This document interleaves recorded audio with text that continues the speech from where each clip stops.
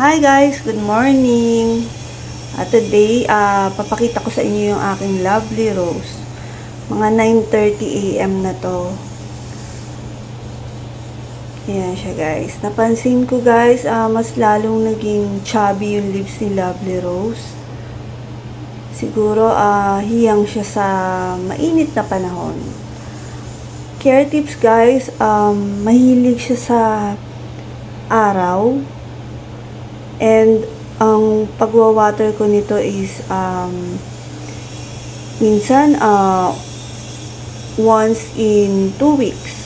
Yan. Napansin ko guys, nung nilipat ko siya sa bright shaded area, nanilaw yung mga lower leaves niya, tapos naglalaga. So, ibinalik ko siya ulit dito sa area na to, kung saan nakaka-receive siya ng araw hanggang 11 AM. Ayan guys, so natakpan na yung kabilang side.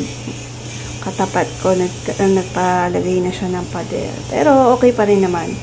And then ito guys, is yung aking starlight. Ayan guys, sobrang bilis nito dumami. Halos mapuno niya na yung pot. Hindi to, napansin ko, hindi to masyado mahilig sa tubig. So, wag niyo siyang i-overwater. Nabubulok siya, naglalagas, nagtutubig yung leaves pagka na-overwater siya. Ayan siya guys.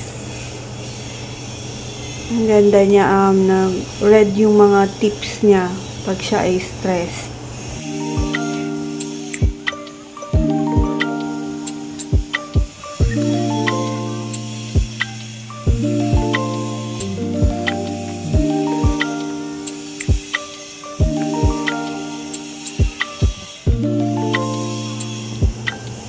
And then guys, pakita ko rin sa inyo yung binili kong plant trap sa Shopee. Ilagay ko po yung link sa description box.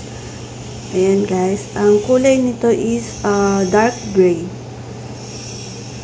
Ayan. Nilalagay ko na dyan yung aking ibang mga plants, aking leafy plants. Kaso tinanggal ko muna kasi masyado mainit yung pwesto na yon, na-acclimatize ko pa siya. And then ito guys, pakita ko lang yung update sa inyo ng aking mga new plants. Medyo hindi ko alam kung nakakasipsip na sila ng water kasi itsura nila is parang tuyo pa rin. Yung ibang leaves nila minsan nagkaka-fungus. So sana makasurvive naman sila ngayong summer. So ayun lang guys. Thank you po sa panunood sa aking mga videos. Until my next video. Bye!